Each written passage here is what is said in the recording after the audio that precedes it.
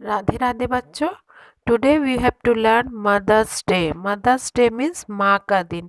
माँ शब्द सुनते ही बच्चों हमारे दिमाग में एक ऐसा शख्स उभर के आता है जो सिर्फ प्यार और अपनी देखभाल ही हमें देती है, बिना कुछ बदले में हमसे चाहे, बिना कुछ वापस हमसे कुछ भी नहीं चाहती।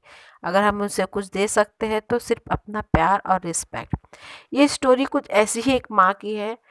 समय के साथ सब कुछ बदलते जा रहा है और हम देख रहे हैं कि साइंस बहुत एडवांस टेक्नोलॉजी के साथ आ गया है और रिश्तों में अब पहला जैसा अपनापन और मिठास नहीं रह गई। और ये भी कहानी कुछ ऐसे ही है कि एक लेडी है Mrs Pearson. First of all मैं आप लोग को कैरेक्टर्स इंट्रोड्यूस करती हूँ। इस स्टोरी में लीड रोल कर रही है मिसेस पियर्सन और उनके हस्बैंड है जॉर्ज पियर्सन। उनके 2 बच्चे हैं, डोरिस पियर्सन उनकी बेटी और सिलिर पियर्सन उनका बेटा।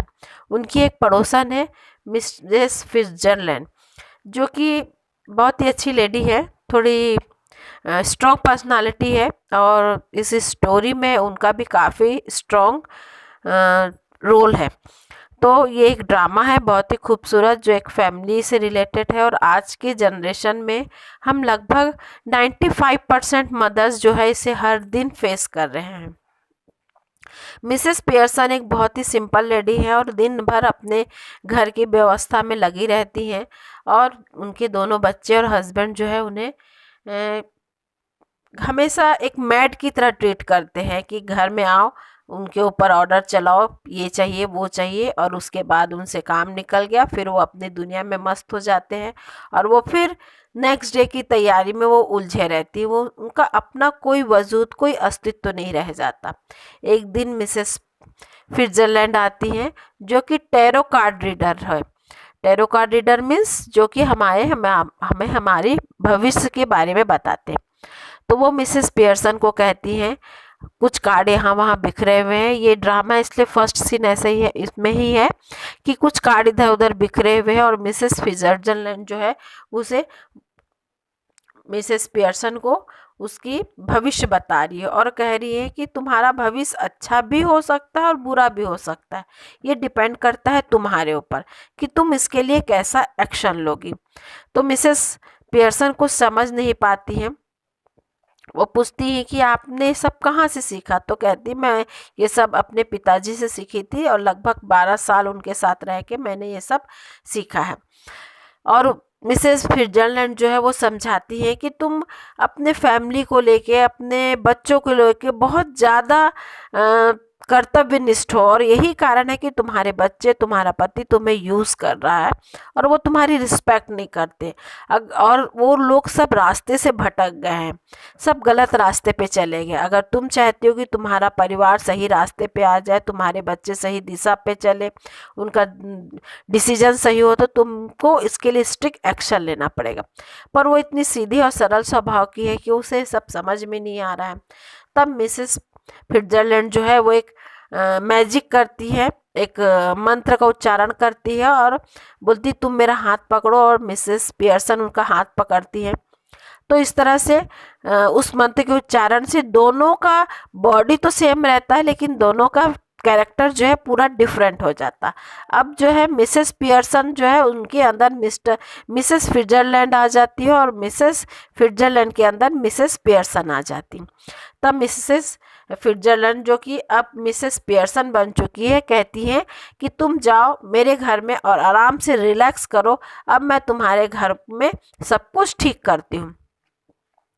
तो वो कहती कि प्लीज़ तुम मेरे घर के, मेरे बच्चों के साथ, मेरे पति के साथ ऐसा कुछ भी मिसबिहेव नहीं करना, मुझे बहुत तकलीफ़ होगा। वो जैसे भी है मैं उन्हें बहुत प्यार करती हूँ, मैं उन्हें उसी रूप में पसंद करती हूँ। तो वो कहती कि तुम मुझ पर विश्वास करो और मैं तुम्हारे घर को पहले से बेहतर और सही करके दिखाऊंगी। तो इस तरह मिसेस पियर्सन जो है जो कि अब मिसेस फिट्जरलैंड बन चुकी है, वो अपने घर चले जाती हैं।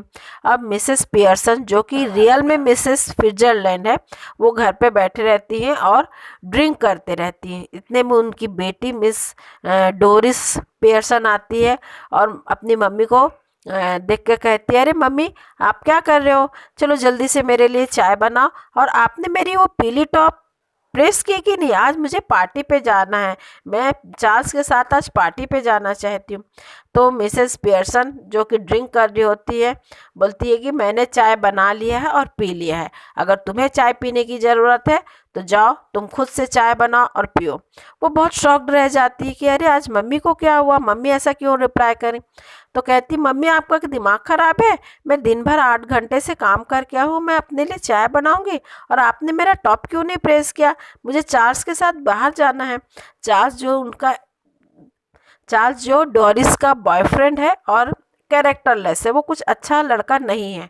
तो मिसेस पियर्सन कहती हैं कि उस भद्दे और बुरे लड़के के साथ तुम घूमने जाना चाहती हो, बिल्कुल नहीं, वो लड़का बिल्कुल अच्छा नहीं है। तो मिसेस डोरिस जो है वो अपनी मम्मी से झगड़ा करने लगती, बहस करने लगती कि नहीं मुझे तो जाना है और चार्ल्स के साथ ही जाना है। तो कहती कि ठीक है तुम्हें जाना तो तुम जाओ, अपने कपड़े खुद प्रेस करो और खुद से तैयार होके जाओ, मुझे तुम्हारे लिए कुछ भी करने का इस समय कोई मूड नहीं है। तो डोरिस जो है बहुत हैरान रह जाती कि आज मम्मी को क्या हुआ, और वो गुस्से से पैर पटकते हुए अपने कमरे की ओर चली जाती। इसी बीच मिसेस पियर्सन के बेटे की एंट्री होती है जो कि सिरिल, वो भी एक बिगड़ैल और बदमाश लड़का है, वो भी अपनी माँ की रिस्पेक्ट नहीं करता है। एज यूजुअल वो भी एंट्री करता है, इवनिंग का टाइम है तो उसका भी फर्स्ट डिमांड यही है कि मम्मी आपने चाय बनाया। तो वो भी रिप्लाई सेम रिप्लाई कि हाँ मैं चाय बनाई, चाय बना ली और पी ली, अगर तुम्हें कुछ ज़रूरत है तो जाओ किचन में खुद से बनाओ खुद से खाओ।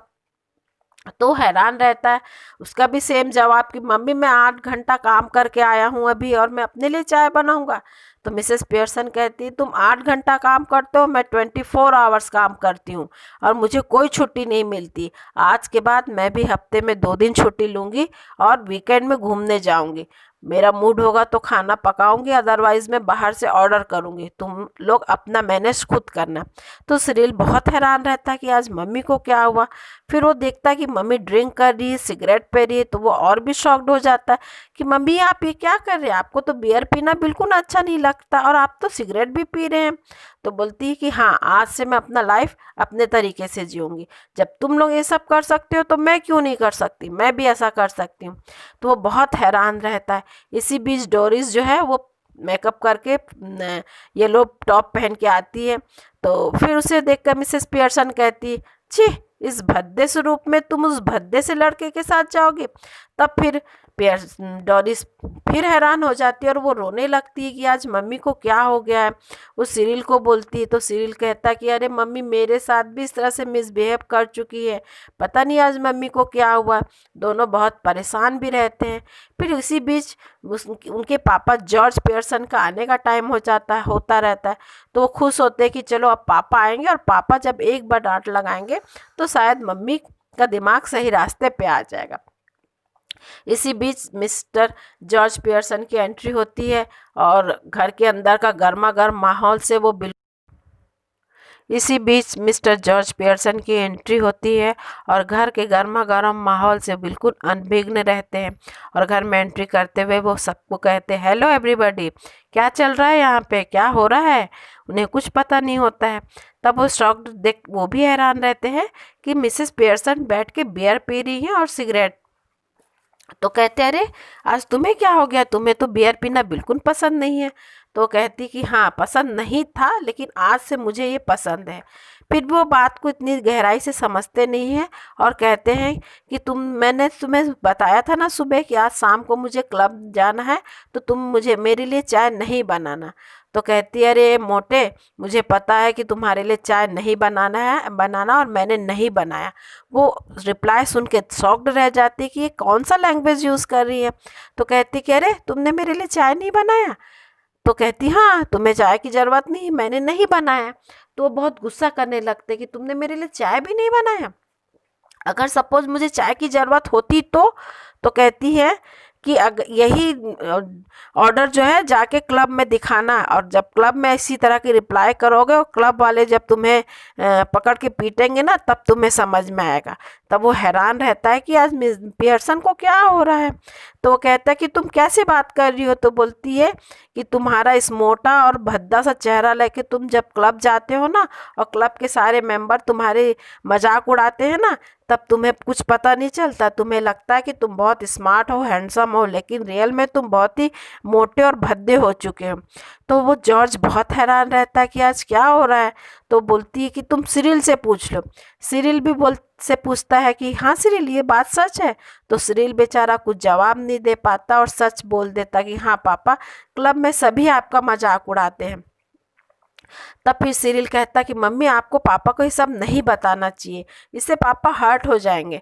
तो जब मिसेस पियर्सन कहती कि नहीं, कभी कभी सच भी बताना बहुत ज़रूरी होता है, और इस तरह से वो मिस जॉर्ज पियर्सन के सामने वो सारी बातें दोहराने लगती है जो क्लब में उनके साथ हमेशा क्लब के दूसरे मेंबर करते हैं, उनके साथ मिसबिहेव करते हैं, उनका मजाक उड़ाते हैं। सब कुछ सुनकर जॉर्ज बहुत परेशान होता है।